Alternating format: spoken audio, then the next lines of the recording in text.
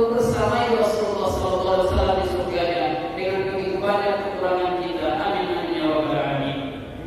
Allahu akbar, Allahu akbar, Allahu akbar, walillahil hamd. Setelah 9 kali kita berusaha, mulai dari awal Dzulhijjah dan puncaknya sekarang ini 10 Dzulhijjah, kita berusaha untuk mendapatkan cintanya Allah Subhanahu wa taala, mendapatkan perhatian Allah Subhanahu wa taala, mendapatkan kasih sayang Allah Subhanahu wa taala. Seperti yang disyaratkan oleh Rasulullah sallallahu alaihi wasallam di dalam sabdanya yang diikuti langsung oleh sahabat Ibnu Abbas radhiyallahu anhu dan ditampilkan oleh Imam Bukhari dalam bukunya di bab Ilaih. Rasulullah sallallahu alaihi wasallam bersabda, "Ma min ayyamin al-'amal as-salih fihinna ahabbu ila Allah min hadhihi al-ayyam al-ashr." Qalu wal jihad fi sabilillah. Qala wal jihad fi sabilillah illa rajulun kharaja bi nafsihi wa malihi wa lam ya'ti bi dhalika bi syai'. Wa lam ya'ti bi dhalika bi syai'. Rasulullah sallallahu alaihi wasallam menyampaikan kepada kita, tidak akan ditemukan waktu terbaik munculnya hanya sekali dalam setahun. Munculnya hanya sekali dalam setahun. Ketika kita beribadah di waktu itu, beramal di hari itu, melaksanakan nilai-nilai yang baik di hari itu, maka statusnya itu di hadapan Allah Subhanahu wa taala.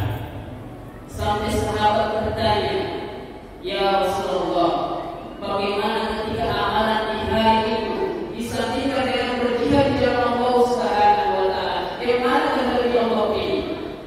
Tanpa waktu lama Rasulullah mengatakan, lebih bagus beramal, beribadah, mengerjakan kebaikan di 10 hari pertama Dzulhijjah.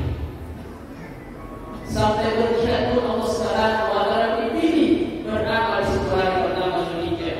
Illa rajulun kharaja bi nafsihi wa malihi wa lam ya'ti bi dhalika bi syai'. Kecuali seorang petarung, seorang mujahid yang keluar dengan jiwanya sendiri, dengan hartanya sendiri, lalu dia tidak kembali sedikit pun. Allahu akbar, Allahu akbar, Allahu akbar, walillahil hamd. Dan sekarang kita berada pada puncaknya di hari 10 yang kita kenal dengan Idul Adha atau yang namanya Idul Qurban. Id berasal dari kata bahasa Arab yang artinya kembali. Kita yakin bahwa kita akan kembali kepada Allah Subhanahu wa taala.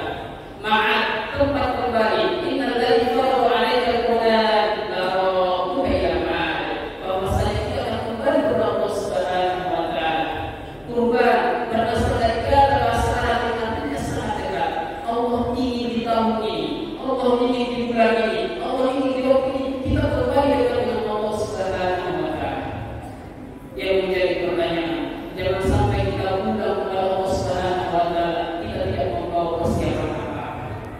Jangan sampai kita kembali kepada Allah Subhanahu wa taala belum ada bekal yang kita bawa. Jangan sampai kita kembali kepada Allah Subhanahu wa taala tapi Allah belum beri kita.